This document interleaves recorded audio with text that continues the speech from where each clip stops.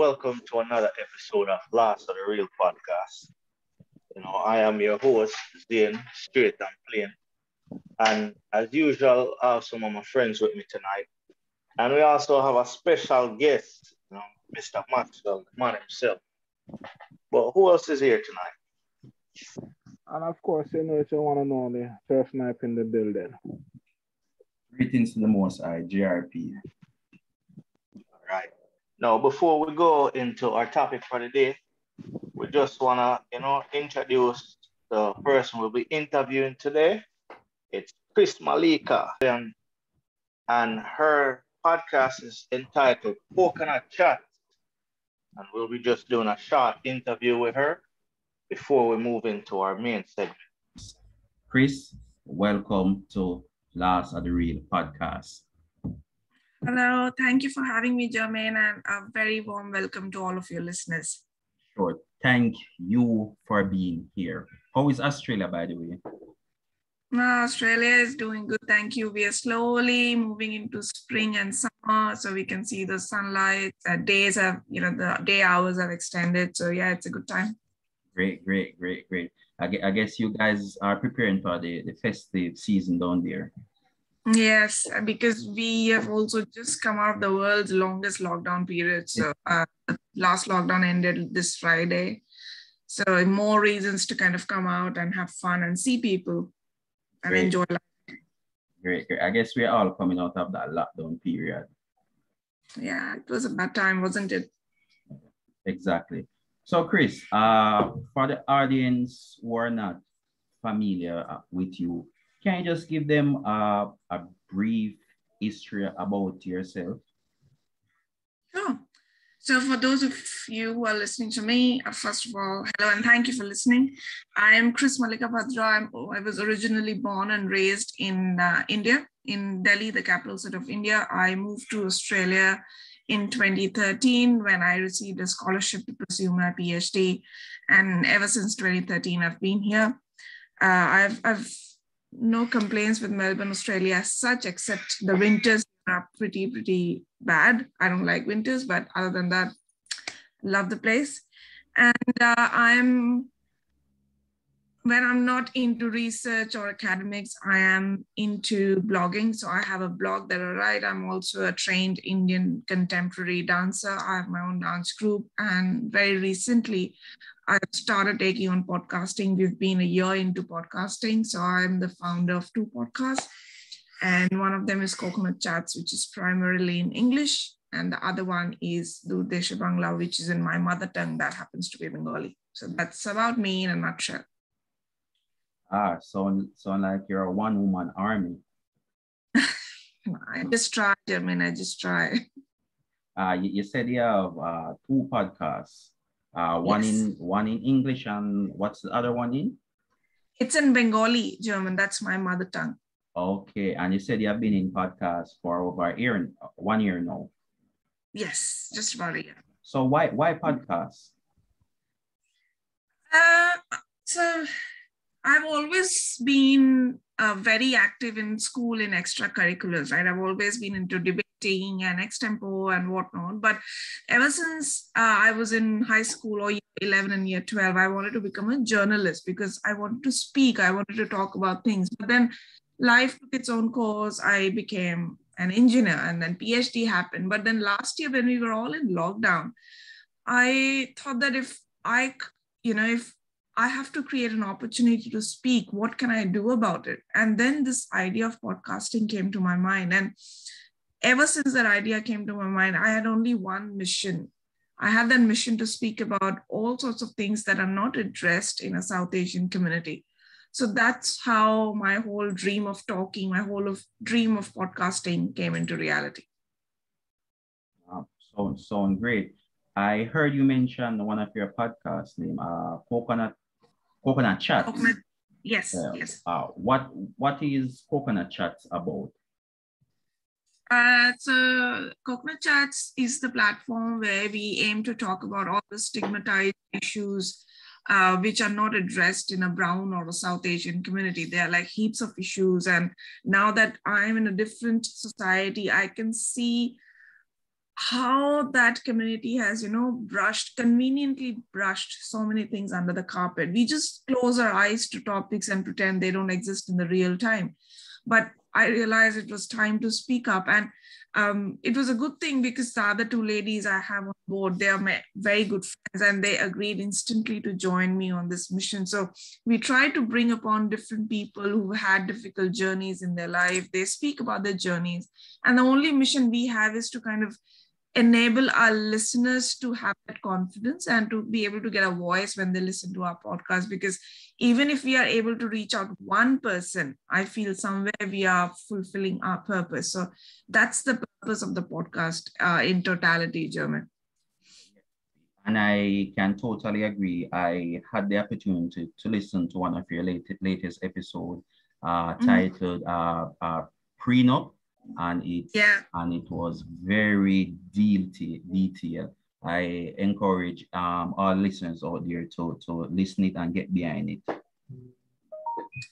Thank you for listening, German. Thank you, much appreciated. The name Coconut Chat, it's quite catchy. How did you come up with that name, and is there a meaning behind it?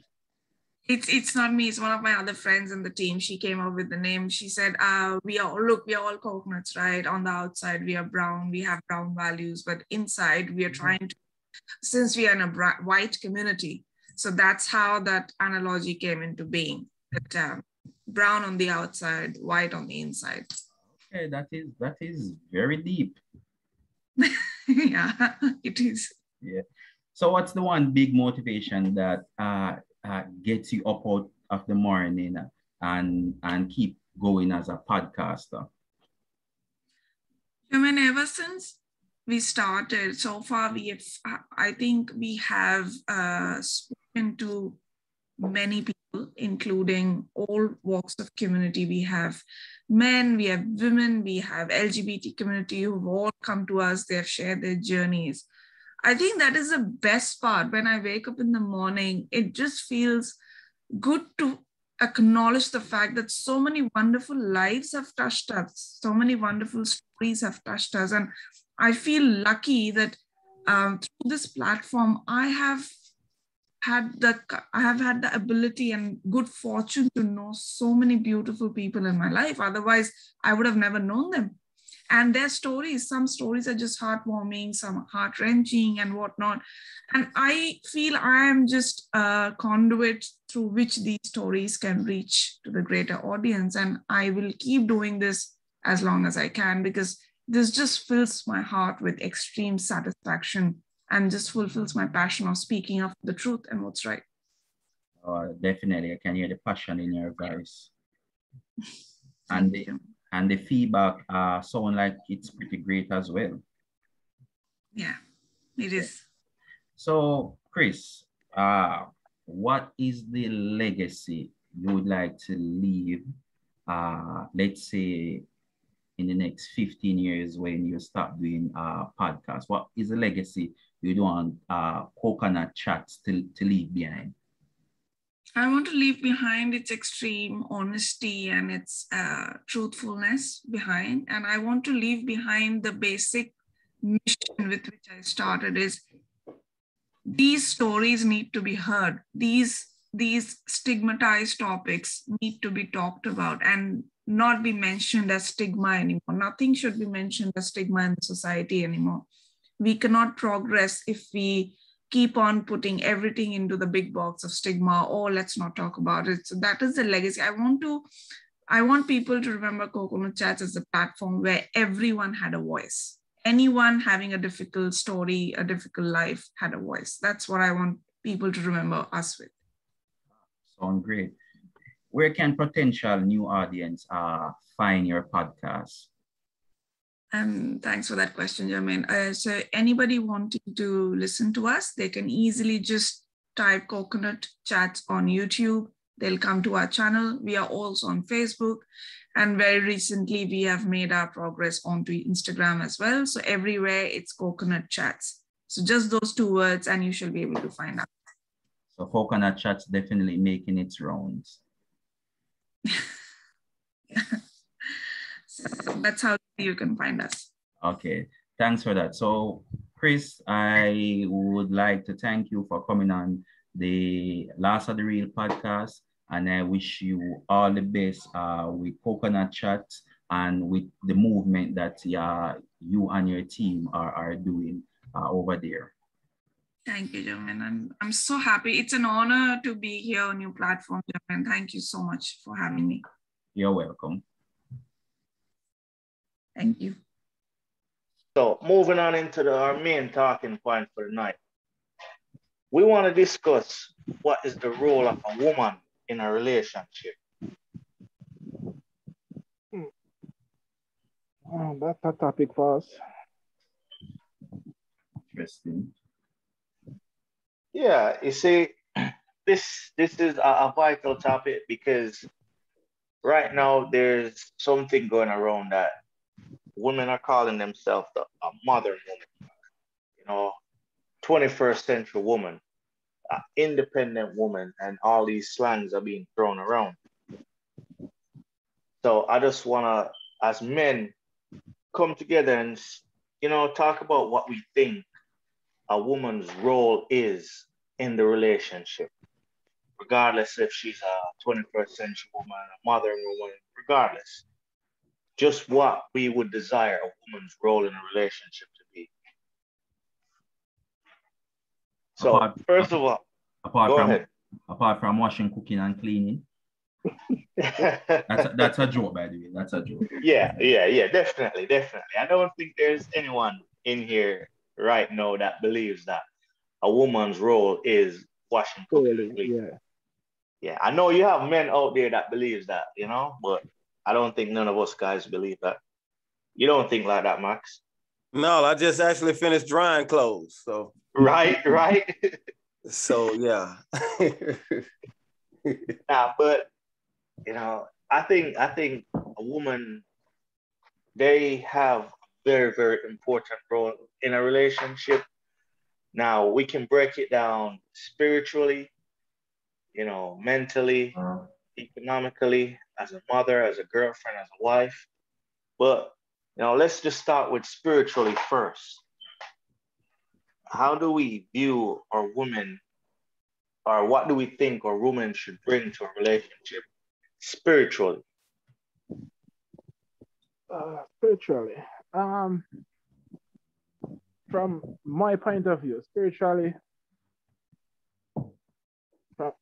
me spiritually, I'm not big on that category. So if there's going to be that spiritual drive in my relationship, it will definitely be on my lady, for sure.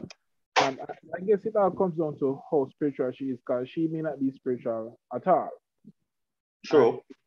Exactly. And again, one of the things that I find that pose a lot of problem in relationship is that when you're of, I guess you say, unequal yoke, one person tends to try to push their beliefs or understanding on the other person.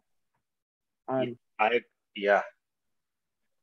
And one of the things I always try to establish is that I have no problem with we seeing things differently, but it must be understand that that's your belief, I have my beliefs, and we're not going to try to force it on each other. We can understand each other, don't mean to have to accept it. I think that's a lot of the confusion. You think that because, I'm going to try to understand your side, means I'm going to accept it. So the spiritual role woman plays still, though, for me, as I say, because at the end of the day, this conversation, though, I don't think we can necessarily speak general, because what could be, what I allow in my relationship don't mean that's what you would allow in your relationship. But on the spiritual side, as long as she's not imposing whatever she believes on me, I'm good with it. Now, all right, personally, in my relationship, in my marriage, when it comes to spiritually, me and my wife, our background is, you know, at the opposite end of the scale. So what we do is we don't try and force, you know, our beliefs onto each other, but what we used to do is come together as a couple and, you know, go over scriptures. we read a couple of scriptures and we go over them together. She talks about, okay, well, this is how I used to believe, how I used to see things. And we talk about the same. This is how I used to believe, how I used to see things. Let's say a topic popped up that, based on our different teachings or different backgrounds, we had totally opposite beliefs, right? We would find a scripture, read it together and discuss it together and come to a, collective understanding that we agreed upon. Makes So sense. we didn't try and force each other's belief onto the other, right? And that's where I believe spiritually a woman can help, uplift a man, give him strength to, be steadfast in his belief, be steadfast in his word. And me and my wife being able to come together and do that as a couple, it actually kind of makes your marriage a little bit stronger. Max, I don't know if you do the same thing, or how do you operate in your relationship? Well, we actually are like I say, we are the same faith, and pretty much like my belief, the word Bible tells me as a husband to teach my wife, the faith. However, though, what she brings to the table is, I think, what every woman should bring to the table, as far as just that encouragement, like point you right back to the source. Like, even when I come in from a long day of hard work, trouble with the troubles of the world, especially the troubles of the world for a Black man, I might put that out there. Come home and, we just deal with so much, not only just what a man deals with, but also just a Black man deals with. And coming home, you need that spiritual support, man, where someone's praying for you while you're out. Because, we have to make a lot of big decisions that can be that benefits the family, whether we can take the family in the wrong direction or in the right direction. And I think her role is to help me stay grounded in that area and know how important she is in this role. I don't, sometimes I was just talking to one of my brothers last night. We were sitting down and we was talking about how important a woman really is, that sometimes we overlooked their role, because they're very, very important. Like, if they wasn't, God wouldn't have gave them to us. And it says he gave them to us to be a helpmate. That means to help me out on this mission that he's given me to be on. And how can you help someone if you don't know what their mission is? So I think, we might underestimate or overlook how important they are spiritually. They ought to be connected with God. They'll be connected with knowing that, being able to read their husband and say, hey, I could tell something's bothering him for the last week. He haven't been the same. He haven't been connected to me. So I need to pray for him.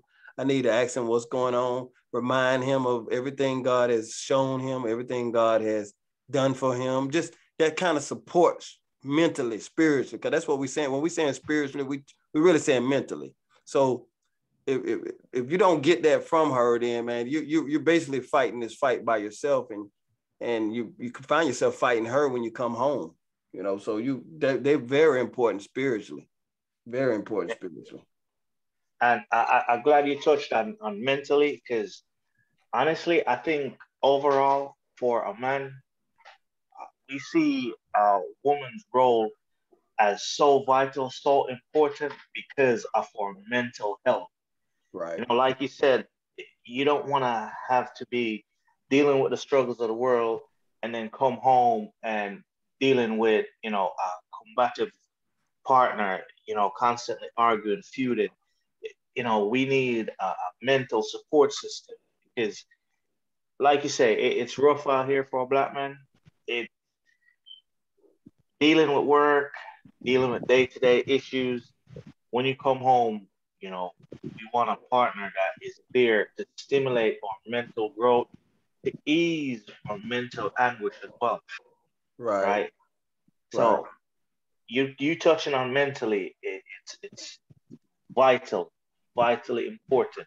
Well, listen to this, Brian. I was on a podcast we had one of our episodes, we were just talking about how us men, when we, how women wore is different than how men wore. Like when we wore, Yep. we physical. We physical yeah. people. So if I get into it with you, you know, I'm not gonna be like emotional with you and trying to play on your mind or anything. What I'm gonna do is, hey, Brian, what that was you said? Or, you know, I want to see where you at or come see you and talk to you face to face. That's how men are. We physical.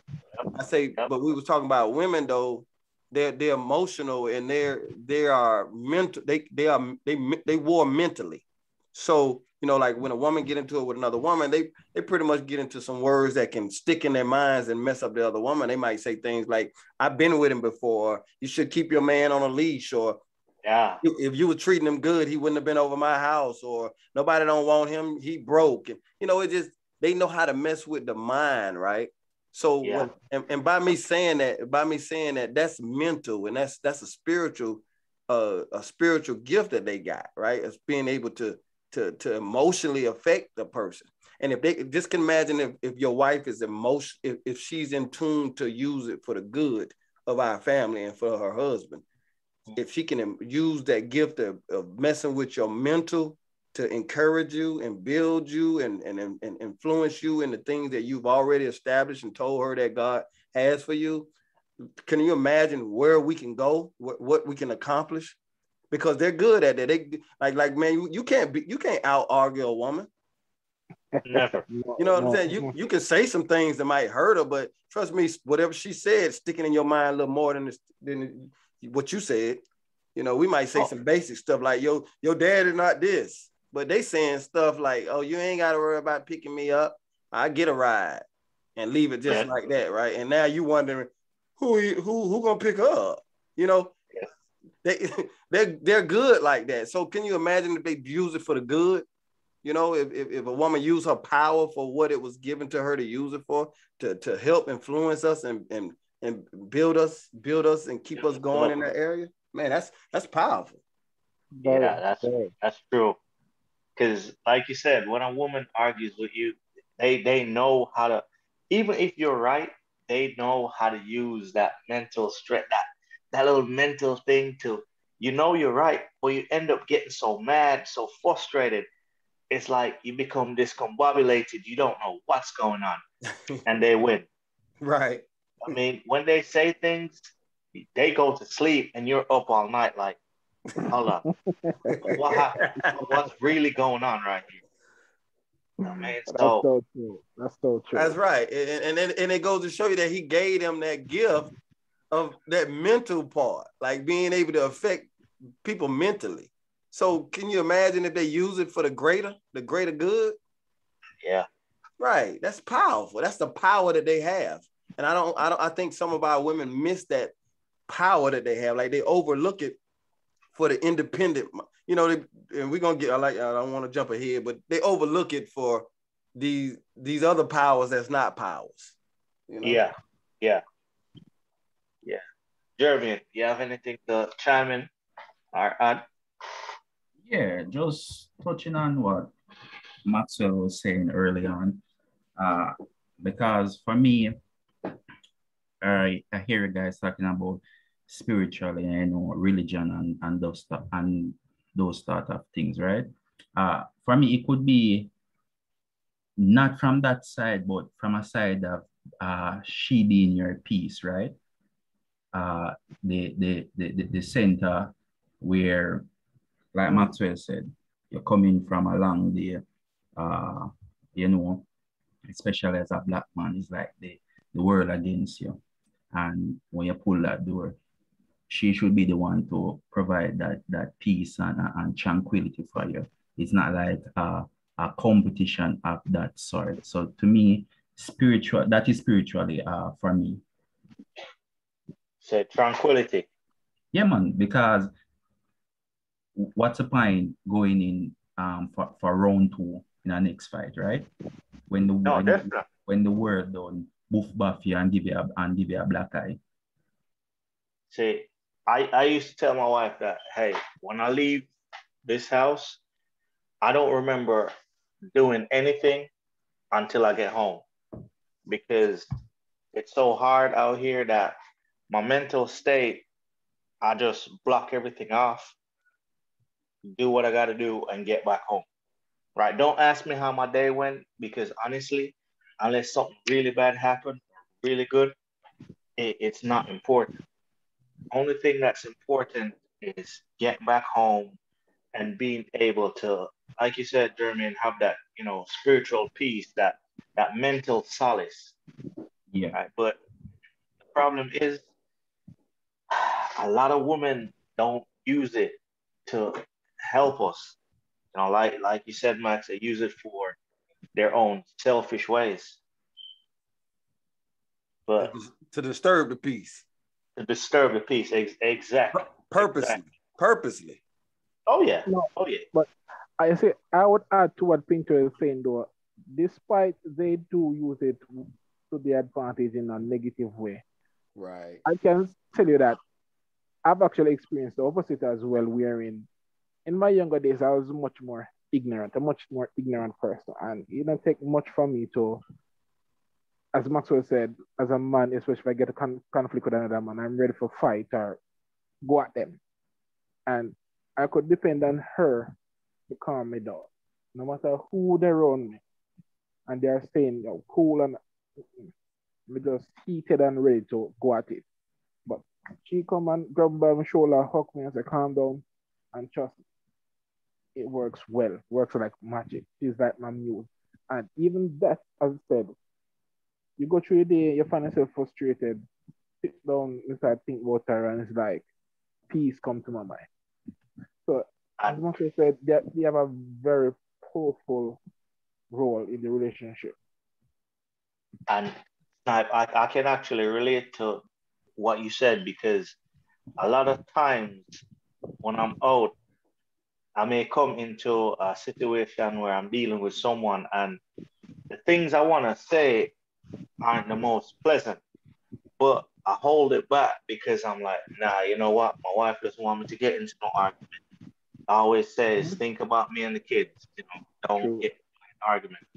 Because funny story, I don't know if any of you have ever seen the animated cartoon Inside Out, where they have these little people controlling all emotions. She put a little guy that controls anger and rage on my phone. So she says, whenever I get mad, just look at it and just remember, hey, don't be like this. Think about me and the kids. All right. And just that little thing has helped me out many times, and it makes my mental being a whole lot better. Who calmed down King Kong? Whenever King Kong was tearing up, things, what calmed King Kong down? A woman. A woman, wasn't it? I mean, they had tanks, they had missiles, nothing couldn't stop them. Yep. Airplanes, bombs, nothing couldn't stop him, right? But what can stop him? A woman. A woman, right? A soft voice. Question. I'm going to stir the pot. I'm going to stir the pot a little, right? And Maxwell made a reference that who calms down King Kong. Question. Who is more quicker to calm down their significant other? A white woman or a black woman? You went there. Honestly, you stirring the pot. Yeah, might as well. Honestly, I think a white woman. Yeah, I will be the first to say I think a white woman, and this is my thing. Yeah, let's hear. I say a white woman because even in conflict, right? Both partners are going at it. Both partners are heated. A white woman will more either walk away, get emotional, and start crying, or run out of the house. Why is that though? That I'm not sure. I'm not sure. I don't know if it's because they realize that, hey, at some point in time, it may get physical, and the weaker sex, and I don't really want it to get there. But Brian, flip the script a little. Yeah. Like Maxwell said earlier, when man and man fighting, right? It's not emotional. So what if it's a case where you were fighting the other guy? What would the scenario be? Would she pull it back and said, calm down, hon, or go kick his ass? I think it would be, yeah, it kind of depends, but I think it would be more of a stop, let's call the police, don't fight, stop, let's call the police. Where a black woman would jump in, have your back, and be ready to, go hands on. Right? Because it's the same thing, Jermaine, where if they're arguing with you, they won't break down and run out of the house or get emotional. They will go toe to toe with you. If you want to take it there, they'll take it there with you. So I will say a white woman is more likely to calm you down or, calm down quicker. It also depends on her upbringing too. Exactly. I was just about to get. Oh, I'm sorry about that. No, go ahead. I'm sorry. I was just about to get in that one of the things that we need to look into now, this mentality between a white woman and versus a black woman can go back. Well, it does go back as far as slavery. The white woman has always been in a household where she's been taught to be submissive to the white man who's in charge of the ranch. Within the same time, he's also in charge of his save black. And we as black people, including women, as always had to fight to stand up for ourselves, especially like they used to be raped so aggressively. Right. So that has transcended down to even modern day or black women. They don't just sit down and take it. They're going to fight for whatever it is. So whether it's fighting with your boyfriend or just man in general, no, they're not going to sit and think, while the white woman, they just have always been used to being submissive. And so you find that's a difference of mentality as it is to the modern day.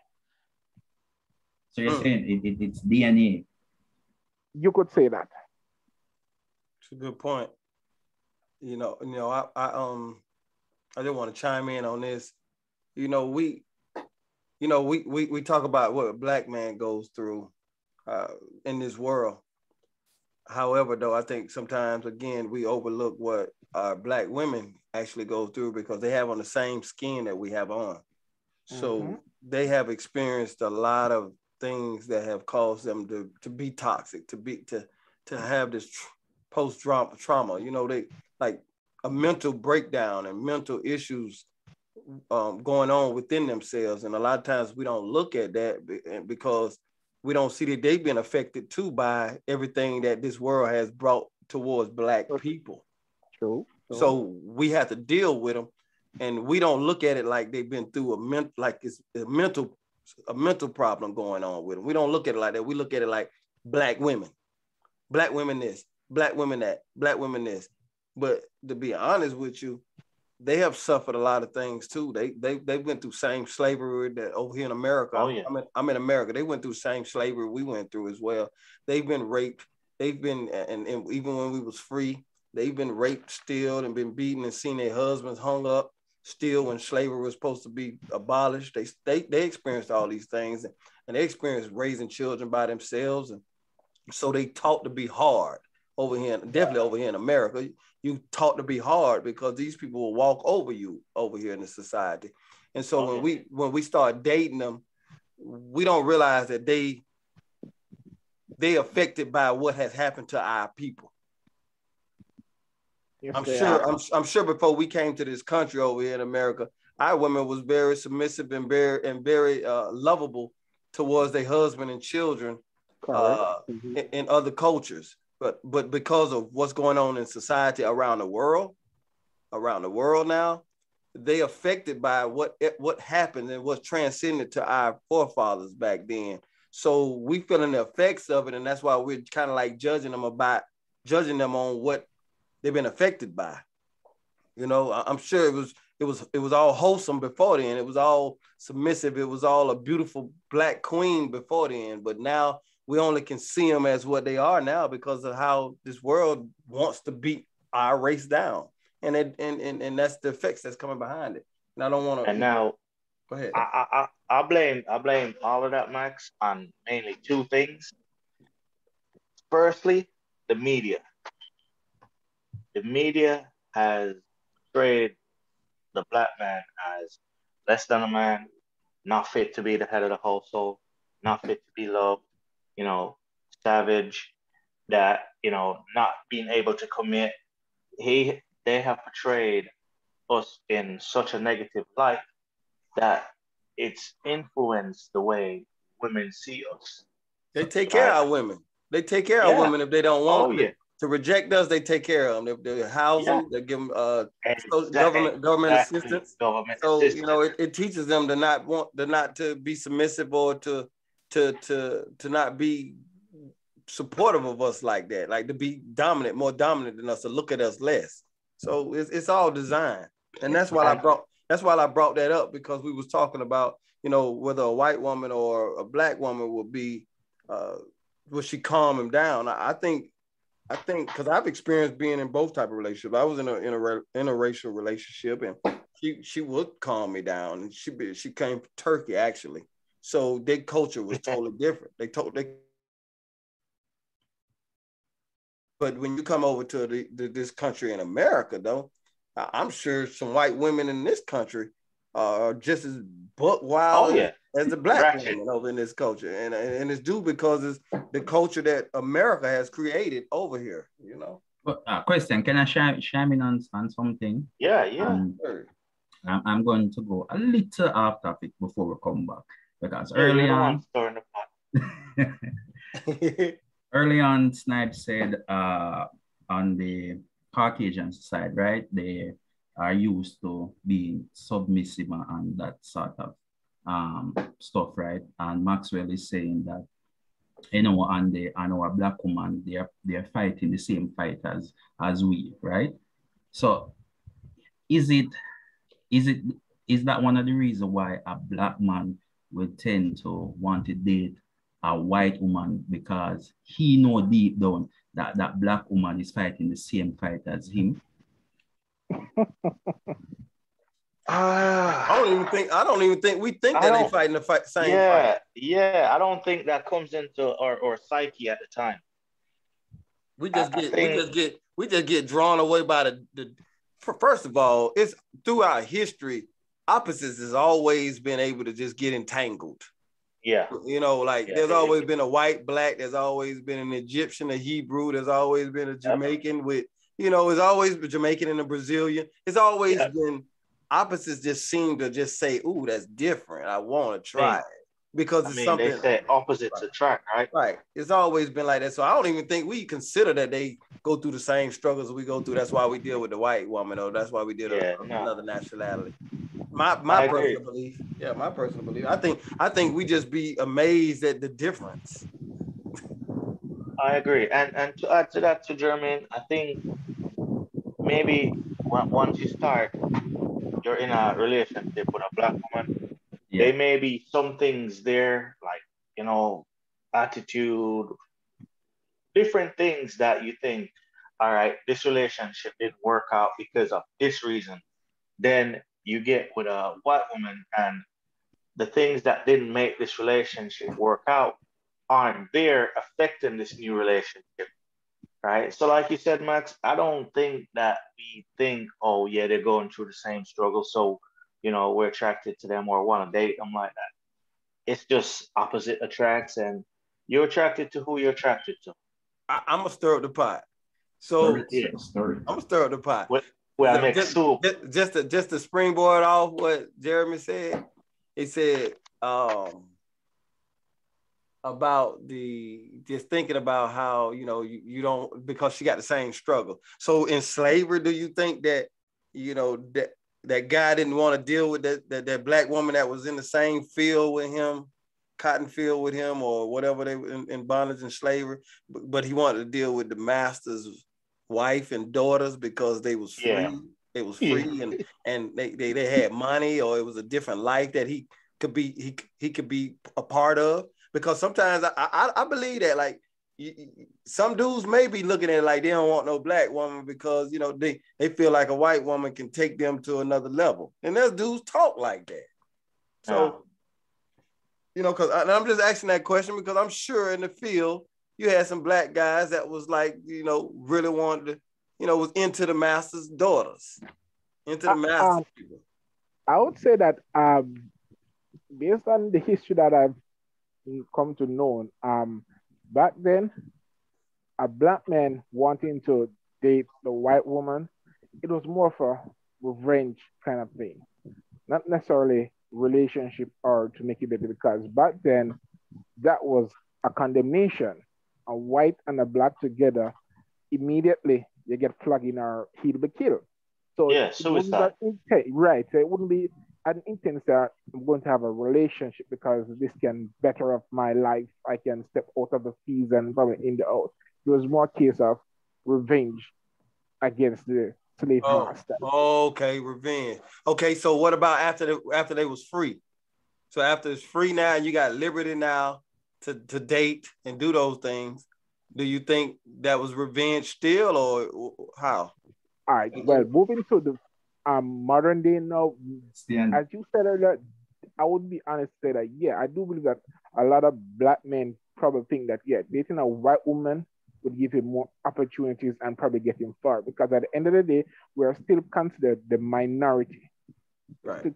So we're fighting to get ourselves on that level. So if we think that a Caucasian woman can get us there, yeah, a lot of black men do have that mindset.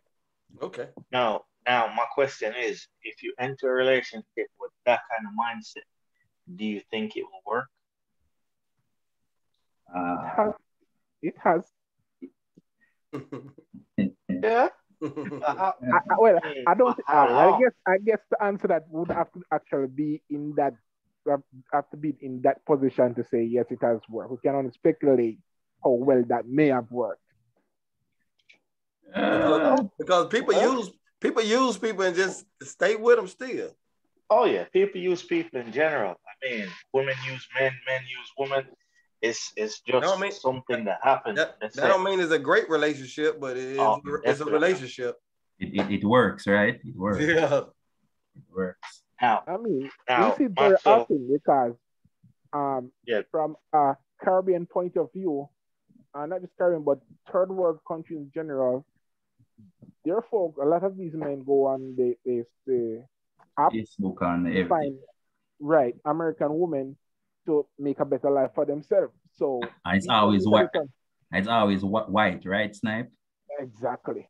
And sometimes I must just say, sometimes we see some men with some kind of white woman who's like, really? Really? From you see the man and the woman is like, oh, okay, he's definitely for the green paper. It's like, yeah, it's true. I'll laugh, but yeah, it's true. We've all seen it and seen the videos. Like they did it just to get their papers, ain't it? Yeah, exactly. Like the green card. It's like that bullshit commercial with Heineken when they say light is sometimes better or something like that. I mean, I guess that's why some people gravitate. Now they're talking a whole different thing right there, man. Light beer and but I do agree. Sometimes you do see that the woman. You look at the woman, you look at the man, and you're like, yeah, you can definitely see that this has an ulterior motive. I just said that to Brian. I was speaking to a friend of mine, and he was saying something to me. One of the things, because he's in the States and he dates a white woman for some time, and one of his reasons was that white women are more open to date any kind of men versus a black woman. A black woman more of a general. How would I put it now? She wants, in terms of physicality, how he looks, that Morris Chestnut, those arborist, those kind of men. That's typically the definition of the type of man they want physically. Of course, the 60s and all of that. But a white woman is more open to you name it, from he shows her love, she's good to go. While a black woman, she's more picky. The thing is now that brings us into the next point, the economical, function, because I think where you say a white woman is less picky is because they will build a relationship with you, regardless of how you look, like you say, or your financial status.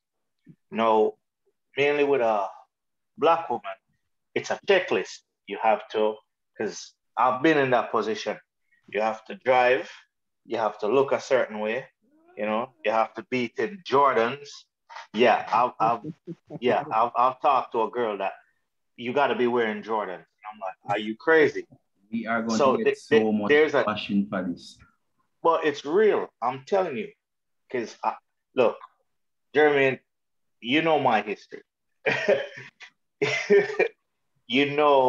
Like, what I mean? I don't really judge, or I'm not partial. I've been around the block. But question, Brian, question, guys, and this is for everyone, because the talk is out there. Why is it that a white woman will take up a struggling black man and a black woman wouldn't do that? Exactly. And I think it's because a white woman doesn't focus mainly on the financial side of things. They focus on time spent and family, right? Because in my relationship. So question, Brian. Maybe she see it as an investment that she know that couple years down the road she just divorce you and just take half of your will. But why doesn't a black woman see it as the same thing then?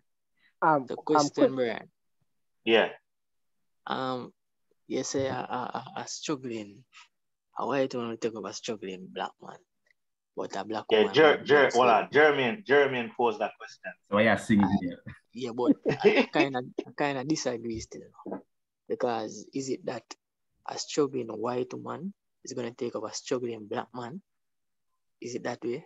Or no, 100% yes. Yep. Yeah. Based on what we see when them come out here, some of them are the same yellow bus as we. So I guess exactly. Yeah, it's 100% yes. Well, with that said, hold on. So something I hold on a snipe. Well, let me hear a sniper say. We can't forget that also research has been shown that white women, a lot of them tend to choose a black man just because of the deed. As you know, it states that black men are more, it's bigger in the bedroom than the white men are Caucasian or Asian. So yes, our research has shown that a heavy percent of white women will decide to choose a black man because they want to experience the better, yeah. Mm-hmm. Well, so, yeah, I mean, we can't deny it. If research says that, we can't deny it. But back to what Travis says. Travis, a white woman that is struggling or that is doing well for themselves will more likely take up a struggling black man. Because we see that even in Jamaica. If you're struggling and you're not on the money, you have to talk or, something for your woman to take you up. Why though? Why? Let's look at why. Why would she? Why does she? Exactly. Like is she infatuated by our blackness? Or is it a project to her, or is it mysterious, is it mystical to her? Like it's like opposites attract. Is she focused on just having a black man? Like why does it? I think Maxwell, most of the time it's desperation. Desperation? Yeah, because you think so? No, let's be real and let's stick to home, right? Because most of the time when you say the white woman dating the black Jamaican guys, right? Let's be honest. 99% of the time, none of us here would have ever dated that white woman. No, you're talking about the black man to the white one. Overweight. Yeah. You're talking about overweight, you know, the not really Attractive. up there. Yeah. The white woman that the white woman that the white men don't want. That's what you're saying. Or Jamaican. Yeah. The Jamaicans tend to look. No, so he's talking about the, you know, the bottom of the barrel kind of thing. Yeah, the ones that they don't want, the ones that the white man don't want. Yeah. But I've also seen like really nice looking white women pick up ugly ass black men. I mean, it works both ways. I was seeing really nice white women. Brian, I get canceling, Brian, because there's people out there, you know, who are quite touchy. No, but I mean, real is real. Question, Brian. I mean, yeah, go on. All right. So, in my knowledge, most Caribbean men seem to look white women for opportunity. So if a black man don't have anything, right, and this white woman don't have anything, and she will take him, why would that black man even put himself there, knowing that she don't have anything to offer him? Exactly. That's the mindset traffic. I think the main ingredient in that is that, like Maxwell said, is to obtain that green card, right? Yeah. So that is the only thing she can offer. So therefore, she don't have no money per se, but she still have something can offer. Yeah. But that's the thing. That's the misconception that a lot of men have. They think that just because a white woman per se, then picks you up and, you know, you get married, it means you automatically get a green card.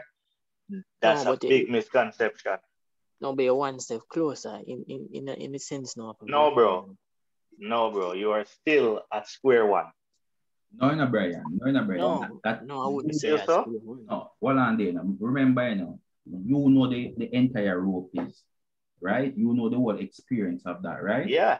A regular guy out here don't know that experience. His perception is different from yours. And that's what I'm saying. It's a misconception. So, to him, that is no just step one or anything like that. To him, one foot in America. To him, he's there. He's good. And that's why I keep saying it's a misconception, because they don't know the process, and they don't know that, hey, the mere fact that she doesn't have anything and you don't have anything, that's not a stick in your box. That's more of an X in your box. Right? Because that's how the process is set up. It's not geared to help you, right? It's geared to more than, okay, we're going to weed you out then. And that's what I keep saying, it's a misconception. Yeah. Honestly, I think a black woman will take up on black man and do anything. But you see, the fact of course. The two of you come from Jamaica. You have a white woman come down to Jamaica. It's a different culture, you know. So even though she never have anything, she not used to Jamaican culture. You know? But when you have a man and a woman come from the same culture and they know where them are face, it's hard for a woman look and say, yo, I'm going to take him up, you know. And we know him now have nothing, and we have a bill with him. That take a really strong woman for that, because she know exactly what she get into, you know. That's why the woman coming into this a new culture now. She don't really understand what she getting at yet, you know, because fear culture is totally different. So you're saying it's the unknown that basically, you know, draws them together. Because if she doesn't know what she's getting into, as you said, right, and she does get into it, then it must be the unknown. Because if she know what the culture was like and know what she was getting into, what you're saying is that she would do the same as the Jamaican woman and not want to pick this guy up. Well, maybe, because look at this now. If it is that I'm not to one straight on the topic, but as I say, look opportunity from white women. So you think that if the white women, all of them didn't know that from day one, you think they would have give that black man a chance just to know, say, hey, I scam match, I scam me, I just forget some app and I think would have give. No, nobody not gonna, if you know say I'm gonna try to scam you, Travis, you're not gonna give nobody a chance to scam. Exactly. So nobody would. No black or white. I think the fact that them don't really understand cultural state and know say so that may say the unknown. Exactly. The fact that she doesn't know what's there, an unknown, and like Maxwell said, the opposites throughout time somehow seem to attract. Agree. Yeah, but it cannot be denied. Like Jeremy says, it's proven that a white woman with money or without money is more likely to pick up a struggling black man. Now, in America, like the whole media, it portrays the black man as the enemy. So, like Max said, it supports single mother, supports single black woman, government assistance. But in Jamaica, there's no government assistance, right? So even if the media is portraying the black man as something else, there's no government assistance, and majority of the country is black man. So your options are limited then. Now, why is it that a black woman with money finds it harder to pick up a struggling black man? What, Isn't it just here in because of Jamaica? money? Here in Yeah, Jamaica? yeah, here in Jamaica. Isn't it just because of economical reasons?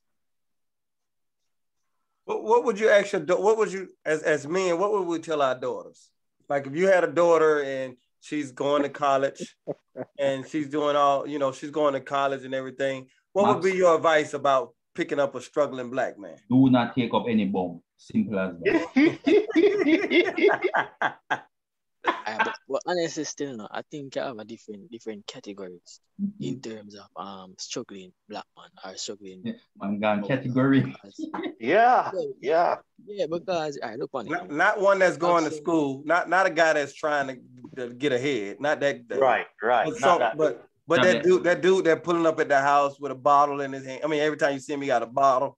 And he's at the pool hall shooting pool and gambling and trying. And he's not for my daughter. Let's say it like that. What would you tell your daughter to do? Because we look at these women and we talking about these women, right? But we want our daughter to pick up a dude because I don't want, we were talking about white women picking up guys that's struggling or whatever, but is this guy just a struggling guy forever? Because some of them pick up guys that they take care of like a mama. So like a mother. So what kind of dude are we talking about struggling? And I think that's good. That's a good question you just asked, bro. That's what I was getting to that. Right. That's a good question because what is struggling? Struggling with ambition. Something exactly. Ambition. And as Maxwell said, yeah, them come every day, them a gamble, them a drink, them now look no better. So you can't have a daughter take up a man like that. But if a man where you just need a little help and they can push forward, we get things started. You see the ambition now, but just now they start. That's a total difference of now. We can see with a partner, but him not help himself and no. So, question, Travis. You're saying that a lot of our women don't make relationship decisions based on financial circumstances. Well, the reality is how I see it. The reality is this, is that if it's a case where she's not attracted to you emotionally, yeah, it's going to be based on your social and financial status.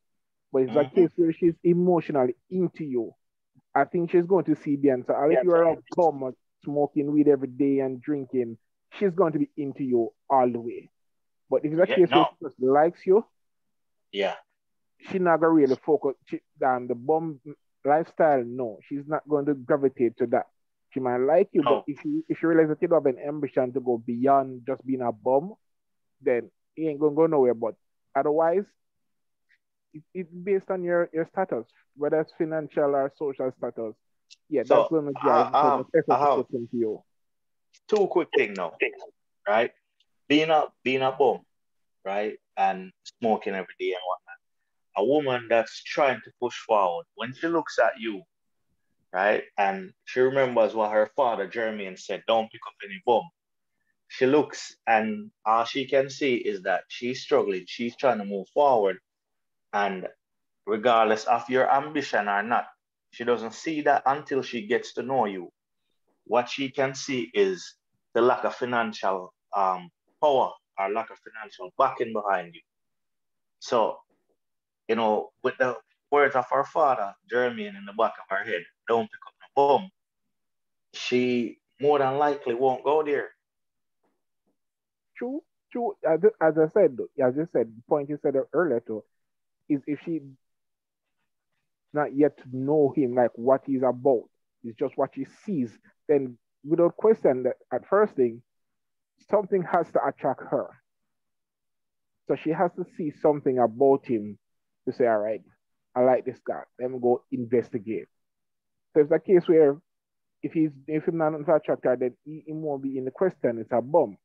Unless she's into a man who just smokes weed, liquor, probably dress baggy clothes and everything, then she goes to that. But otherwise, she's not going to move towards that if he's not showing anything that really attracts her. And now that's what I'm saying. When it comes to economics and financial in terms of a relationship, I think that we all need, or women, general women, to be more supportive, right? To be more understanding. Yes, you know, if you're in a relationship and you see that this guy has nothing bringing to the table, because a lot of men, like we said, are bums, they don't bring anything to the table, then by all means, move on. However, don't see that this guy is trying, bringing 100% of his trying to the table, and you refuse to bring 50, right? That cannot work. If we need our women to be there with us 100% if we're 100% financial. Question, Jeremy. Brian. Yeah. Yeah. Back in the past, and say they used to have this thing that say the woman stay home and do all the work, the housework, and the man go out and work and bring the money home.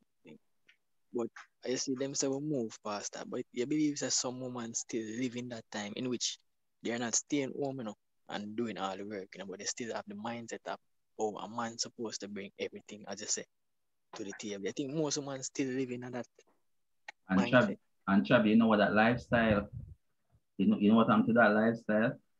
A high percentage of jacket. That's what happened.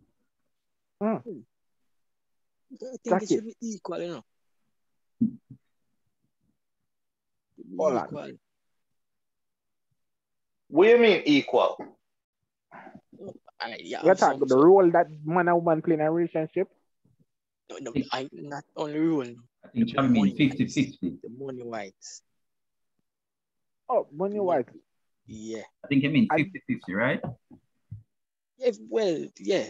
But they have, as I say, I have some women still living at the mindset of, all right, even though she's working, she's not supposed to contribute, no, but the man's supposed to do everything because a man's supposed to take care of the man, a man's supposed to this, a man's supposed to that. They still have someone to live in that mentality. Yes, you do. Yes, you do. And I have personal experience with one family member, one really, really close friend that were in relationships with Black women here in the States, right? And both women were. One of the males made more money, one of the males made less money. Yet both females, right, without knowing each other, had the same mindset that whatever the guy works should be hers or should support the household. Whatever she works should be hers. And I think they still, a lot of women still have that mindset. So what? No, I agree with you. A lot of women still have that mindset. What she earned is for her, and what I earn is to take care of the house. Oh. Yeah, I've seen that. I have seen that. Like I've seen that too. I can speak on that too as well, Brian. But I know man that says that the man should literally take care of everything financially. True. Yeah, and Jermaine, if a man feels like that, You know, there's nothing wrong with that. But Take care of your household and your partner. Nothing wrong with that. At what state in your life financially? Because if you can't do it, then what? Exactly. If you can't do it, doesn't it fall on your partner to be there to provide that strength to you? No, you see, all the topics that we go through, it all comes back to that woman being that support system, that strength. If you fall short on paying the bills this month, shouldn't your woman be there to say, all right, you have the water bill, no problem. Me have the light. You have the groceries, me have what gas for the month. They should be there as a strength. Yeah, So if you fall short. Yeah, but so one of the things that I realized, Brian, is that it depends on how long you're falling short, or how frequently you're falling short for, because they will say, all right, this month you fall short, I paid. Next month come, you fall short. So all I hear, you're still falling short. Eventually, they're going to call it quits. And I would say that relationship, modern day relationship, no, don't last as long as it relates to relationship from the past, in terms of when struggle prolongs for too long. They say they're like Chelsea managers. Yeah, and I forgot about.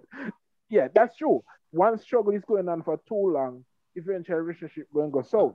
Whereas back then, in their grandmother and great grandmother days, yeah, man, it told them we struggle for decades. No, questions not. Hold on there, Brian. But we see that a lot in our culture right here at home, right?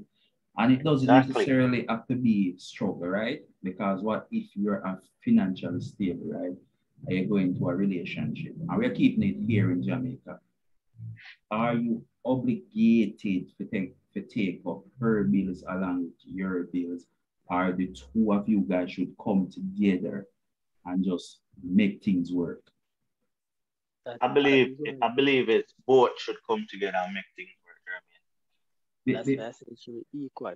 Because there's no way both of us is working, and I'm taking care of all the bills. What is your money going toward? And this is it, Travi.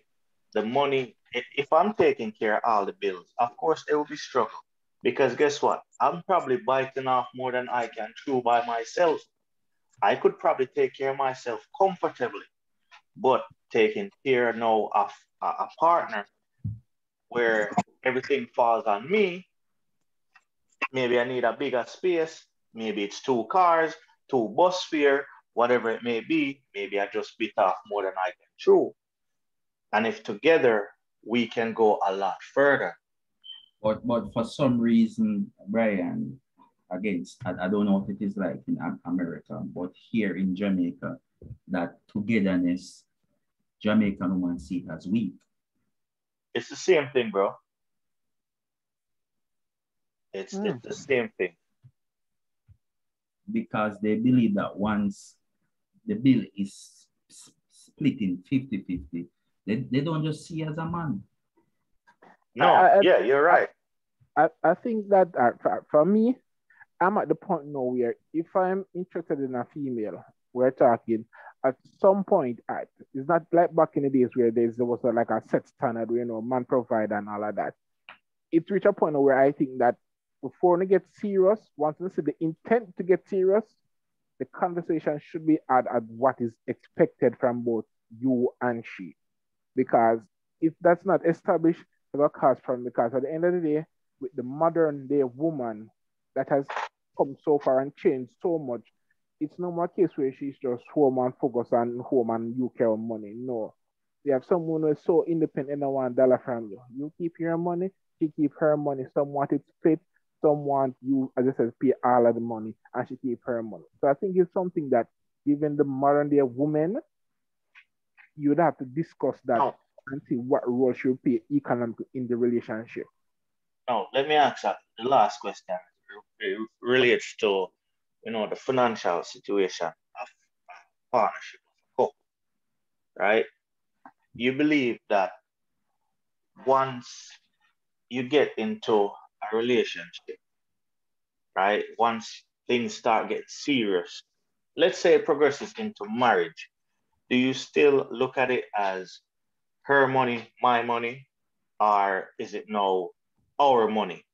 I say our money. That's how me and my wife talks right now. And that's how I do it too, bro. Our money. Right. For my relationship, it's this way. And simple as I say is we have 3 accounts.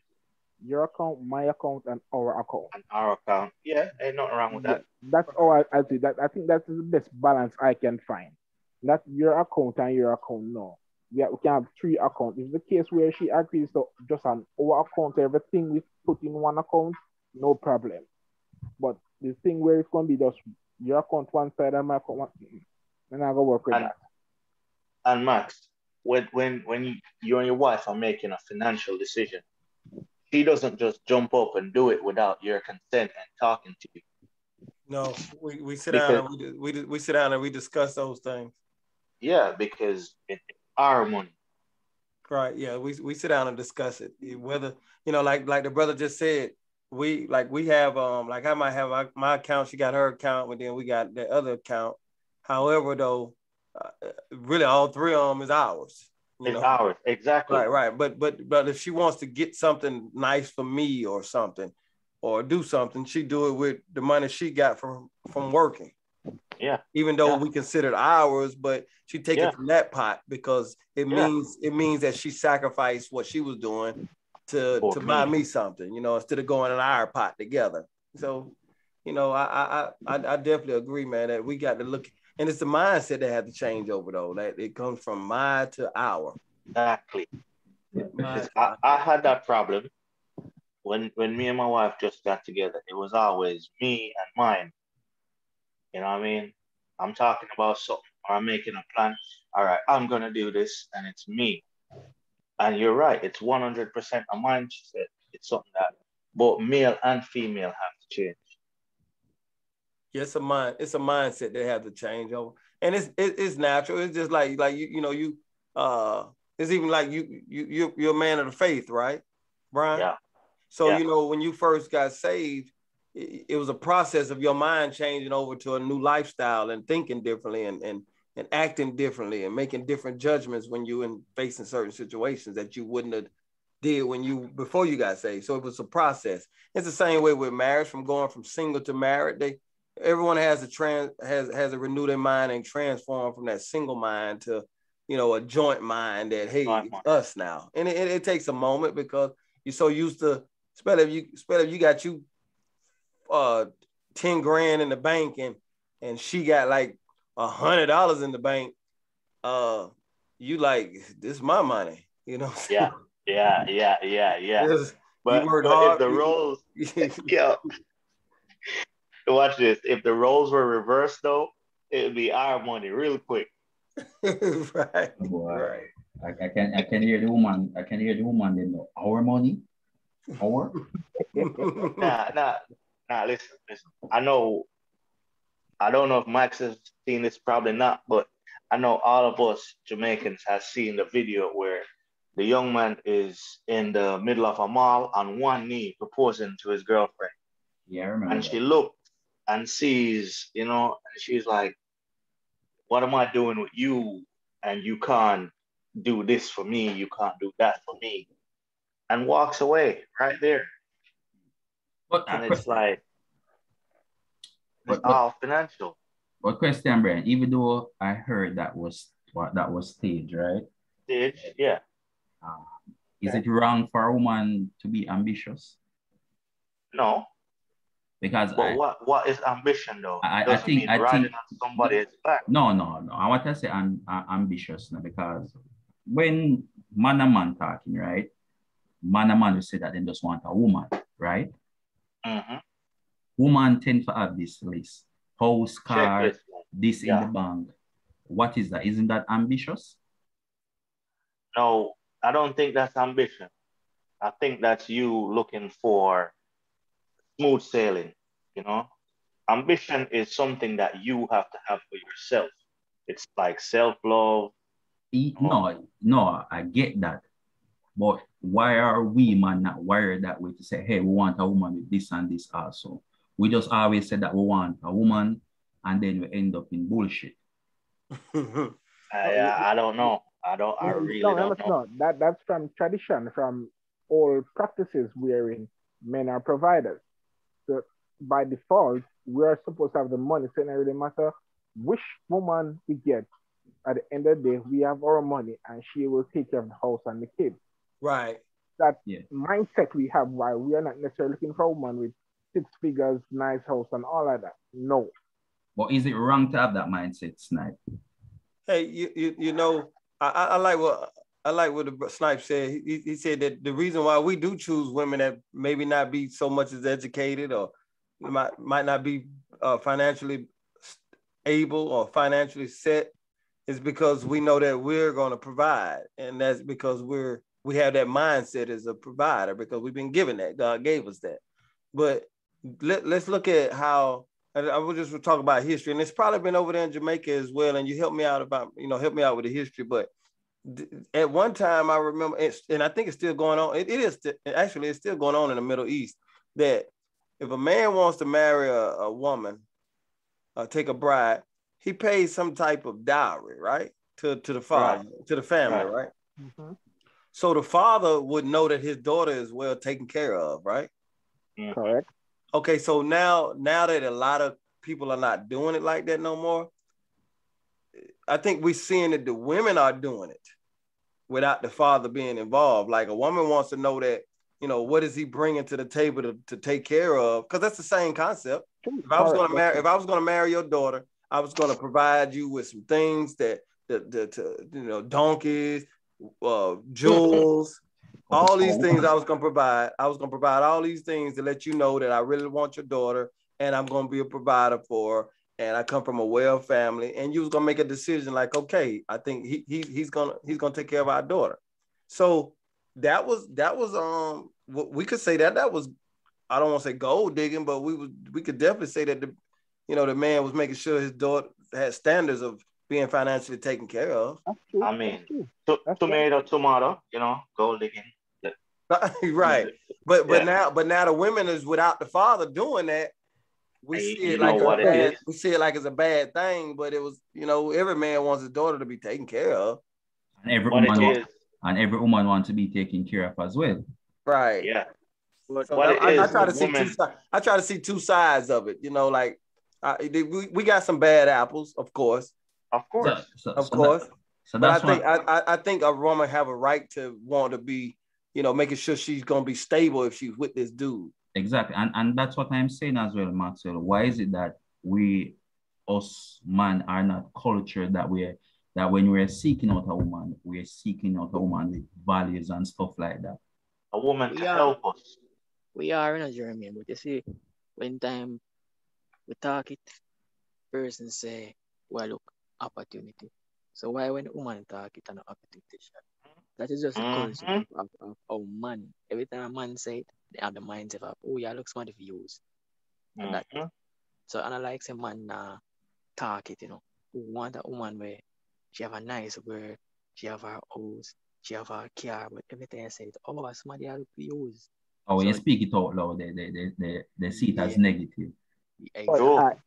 But from my point of view, I found that most men here talk like that are men who they're not really established.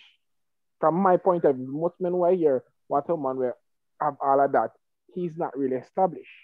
But a man that is established and let's be real, if you are established, it builds your confidence and ego. So you are more pronounced to go out there and find a woman. You're not sit down and say, right, want a woman to establish already. But sir, I kind of disagree with you because being established and having your own things means that you may have gone through the relationships before where you were trying and she didn't have anything to support and whatever. No, you're at a point where you're established. You don't want to go back to, okay, I'm the sole provider, or this woman is gonna need this and this and this from me. Why can't we come to the table with what I have, like Jermaine said? Why can't I find a woman that is established as well? And that's why, if you notice the trend in Hollywood, celebrities tend to always marry celebrities. No, but it relates to what Travis is saying, a man who is established saying that he wants a woman that's at his level, what's the chance of you hearing people say, yo, as somebody might look to use? You're not going to see it that way someone looks to use. You're just going to see that you want someone at his level. But someone who's not established saying that, by default, our mind's going to wear as somebody might look to use. So don't you think that's a bit hypocritical? Because the reality, it goes the same way for the ladies now. Because when we hear ladies say that they're looking for a guy that is established, like Brian said, we are the first to jump up and said, gold digger, you just want a man, them thing. So it go both ways. So question, as Maxwell said, I think it's in our DNA to be a provider, but sometimes is it really provider or we have too much ego, we are trying to prove or something, because there's a point where you're providing. Because as I say, if you go through so much of a relationship and you always be the provider, and this time you're looking for somebody who can probably equally match, or not say equally, but somewhere up there. I don't think anything's wrong with that, but sometimes I don't, Chavi, so much ego. Honestly, I don't think it's much of an ego. I just think it's a case where most men just want a female that's beneath them. So you're just talking about DNA. Probably. All right, Travis, look at it like this, right? When a man is talking to a woman in Jamaica, right? And you approach a girl, a lot of women, I don't know if this is a test or what, but let's not even say a lot. Some women, one of the first thing they ask you for is what? Money. Exactly. A phone card. Credit, service done. Credit, service done. KFC. Yeah, exactly. They are upfront and straightforward with what they want. So I agree with you, Jeremy. Why can't we get to that level where we say, hey, I'm looking for someone to support me spiritually, mentally, and financially. Be there as my partner. Since you want to be equal or this 21st century woman, be there as my partner in all these aspects. And I think that's why, Brian, sometimes us male are in this left in the shit, because we don't set out these criteria of basically pick up a woman, right? And down the road when things get sour, you're just left with pretty much nothing, pretty much going back through starting all over again. Correct me if I'm wrong. I think the key word right there, Brian, as I say, supporting, spiritually, financially, and what I say again, physically, spiritually, mentally, and financially. I think the key word there, when you come on to it is support, because really you're not tell a woman say, more take care of me, it's support. Exactly. So it means that you are going to use all of your money and take care of me. It's support. So support for support. So I think they miss the key word most times. And things say, I use it, I look for be use, or you want me to take all of my money here. No, I support. It's support. So you support me in all those 3 ways. Yeah. But even more important than that, I just want to touch on our last 2 points real quick. As a mother and as a partner. I guess as a partner, we basically touched on that. We basically discussed that because that kind of covers everything spiritually, mentally, financially, and as a mother itself. But as a mother, I think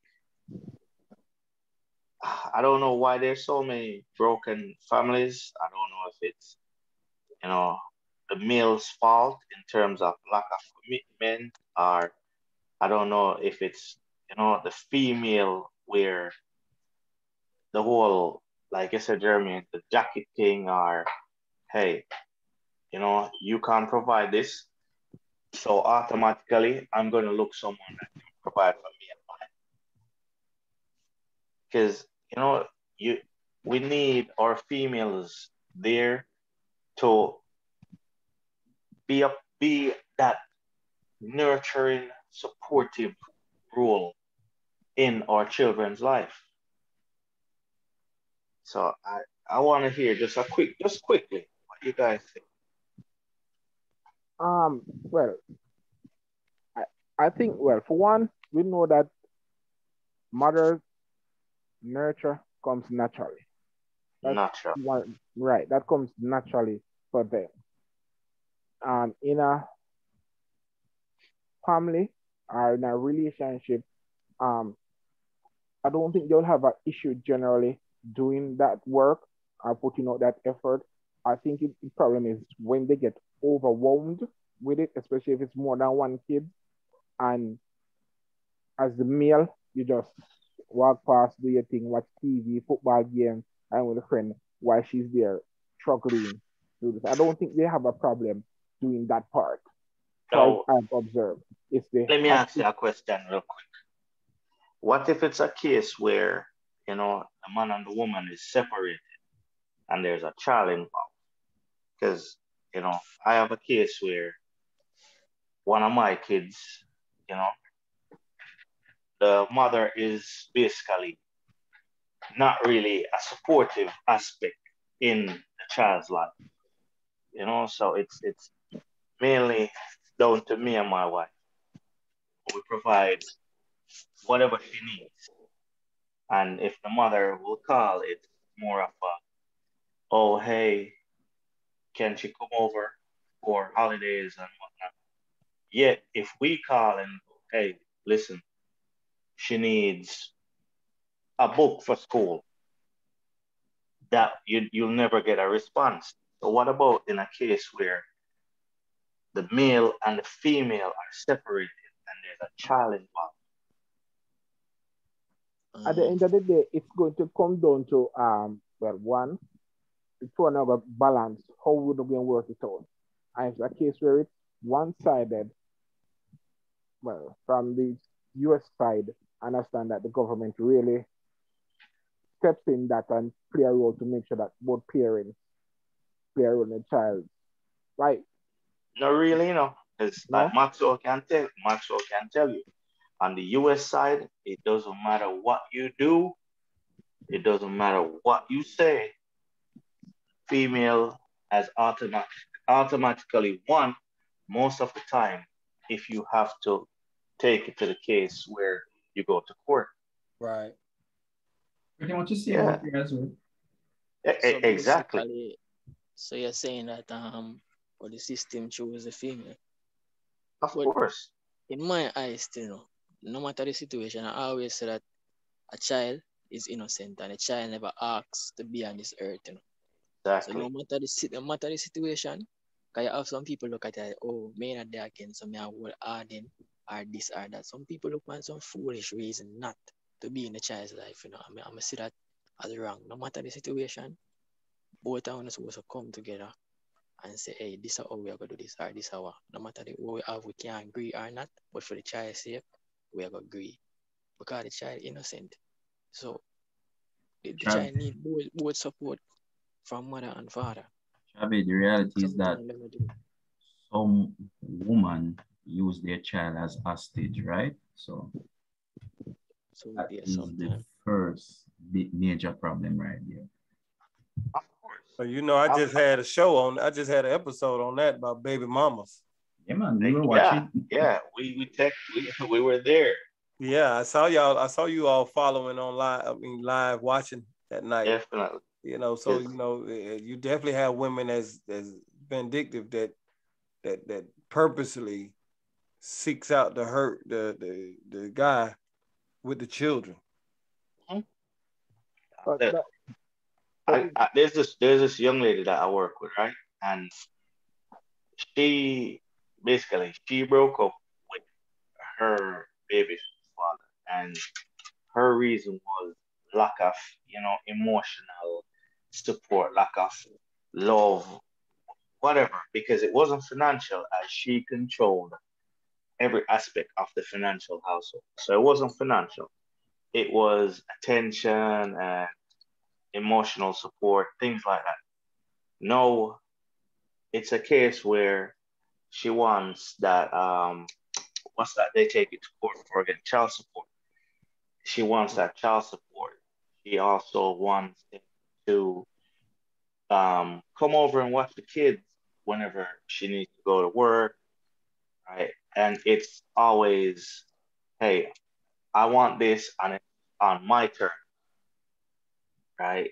Now, I'm not sure what kind of a person the guy is, but she's always saying or complaining about, okay, so when he comes over, he doesn't do this and he doesn't do that and he doesn't do this. And it's like maybe, try and work it out somehow. Just try and co-parent. But a lot of women don't want that. Even when they made a decision, they still have to be vindictive. But you have to keep in mind, though, Brian, is that it does go both ways, and a lot of women would say that Oh yeah. most men tend to abandon them. Oh yeah. So it's like it's something that's been building for a generation, and that's why a lot of women would prefer to say, you know what, I'll take the child and just take care of the child if I don't need nothing from you. The moment Right. I'll put up a hard end to say, because that's based on things she has experienced and her family, her mother, her sister, everyone around her being through. She's like, so the moment a man started to play hard and like him don't want to play a role, she would gladly take the child and do it herself. And as I said, some will be vindictive and say, all right, even though she can't take care of the child herself, she'll carry go court to force her to pay or whatever. Well, Snipe, I like to use the word right there. Most women talk.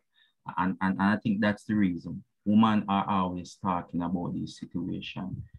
Men generally don't talk, right? Even when they know that they have an abusive partner who is withholding their child, they just keep it. Yeah. I have witnessed cases where a father wants to play a role in his daughter's life, and the mother is totally against it. I have seen cases where a father paying child support before the court intervened, and she would walk and spread and talk and tell everyone that, hey, he's not giving her anything. Most men don't walk and talk and say, hey, may I mind this, may I mind that, or whatever. But woman always attack. And Jermaine, to that, I want to say to all the listeners, to all the male, check out Max's podcast, A Journey to the Throne, because we all need that support system. We all need, some advice somewhere down the line. So, check out Journey to the Throne, Max's podcast. It's very helpful and informative. And to the points that you made, Jermaine, I have literally lived through that very first point. Been there, lived through it, trying to be a part of, my child's life. No, you can't do this. I don't want you to do this. I don't want you to do that. But you'd want me to, consistently pay for this and pay for that, and yet I should not have any form of interaction with my child. And that's the point we're trying to make, that while not all mothers do it, not all women do it, the ones that do it, as men, we're just asking that, hey, just, be a little bit more understanding. Try and co-parent, because like Travis said, in all circumstances, the child is innocent. And I will should never fall on the child. And I will agree, Brian, that us men need to step up. That's also true. Big time. In all Big time. Relationship, in our kids' life and stuff like that. We really need to step up. We have gotten too laid back. I think that's one of the reasons why no women are leading the pack. That's why you got the 21st century woman, the modern woman. And honestly, I think we have to do a follow-up to this, and look at the role of a man in a relationship. Because it's not just down to the woman. man has to play a big part as well. You know, with that being said, I'm glad you said that. I was just thinking of how we are the leaders as being men. We've been given a great role on this earth.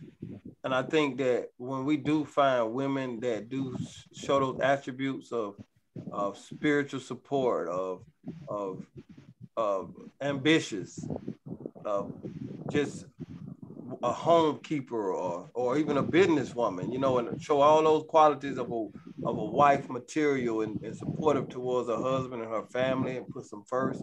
I think we should utilize her strengths that she may encourage other women, because I think that's what we're failing to have out here in this world. We're failing to have women be role models for their younger women. Like role model. If you look on TV now, social media, everything that's a role model now is something that you don't want to be married to. So True. if the women are following those people, just look at the following. If they got 12.2 million followers, maybe 11.1 million want to be like her, you know? So, or maybe 12.2 want to be like her. So that, look how many women that is in the world want to be like this woman that you wouldn't even want to marry. So that, you know, those people are cloned. So I think that if we as men, if like right now, even if we meet some women through these podcasts right now that can be influential to the younger generation and other women, I think we should support them as far as putting them on shows and not helping them establish a show and putting them in the forefront that they may be role models, you know, publicly. That's a very good point, Maxwell, because just as I was talking to a female friend, I was telling that on my WhatsApp status, where most of the females, like basically 90% of the females, when they post something about a man, it's always negative. Right. Very negative, and you hardly find female posting positive. So you're correct. That's something that we as men too need to encourage. When we find a female who is on that part that we agree, give the thumbs up, yeah, help her to promote her sisters and friends and family to help that grow. And on the same breath as well, Snipe, the females that know that they have a good partner out there, they need to promote that partner as well and speak it, because most women, knowing that they have a good partner out there, still tend to join the negative party against man and stuff like that. So they need to start spreading good words as well. And you know why that is, Jermaine? You know why that is? It is always the woman that doesn't have a relationship or doesn't have a good relationship that influences the woman that has a good relationship, a good partner, that will always, that woman that doesn't have these things influences the other one negatively. Like, you need company. Yeah, they'll always be like, no, hey, what he bought you roses? Oh, no, you need better than that. You need this and that. But in reality, hold on, nobody bought you anything.